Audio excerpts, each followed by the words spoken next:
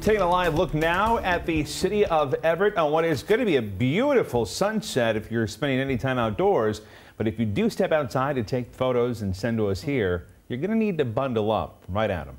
Oh, yeah, you definitely are. So we're going to keep that colder air in place. Now, the air mass is modifying ever so slightly this evening and tonight. So instead of seeing lows like we did this morning around 14 Olympia, which was a record that beat out the old record of 16 back in 2018, all the records actually from 2018. Bellingham got really close, 19 the record. We dipped down to 20, and then SeaTac dipped to 23 there with the old record at 24. Quileute tying the record, both those numbers at 24.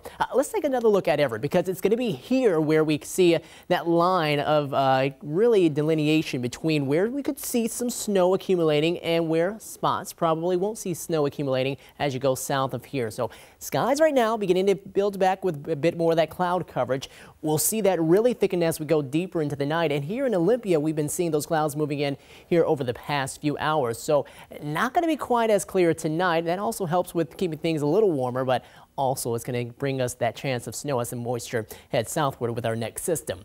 35 with a west wind coming in, only at 7 miles per hour right now. Winds were a lot higher yesterday, so that added a little more of that chill to the air mass too. 37 in Oak Harbor, 35 in Bellingham, mid-30s in Bremerton, and sitting right now more into the mid and upper 30s around Tacoma and Olympia. So we have the clouds moving on in from the north. This system really not all that impressive. You can see some snow starting to show up across parts of British Columbia. And that's heading south, and that will be impacting a lot of the region as we go around midnight and just a bit afterwards. But it won't be a long hitting shot for us. We'll see that move on in about 11 p.m. midnight tonight. Areas here near and north of Everett, and then also really here along the northeastern coast of the Olympic Peninsula, seeing the better chances of that accumulation as we go on into the night.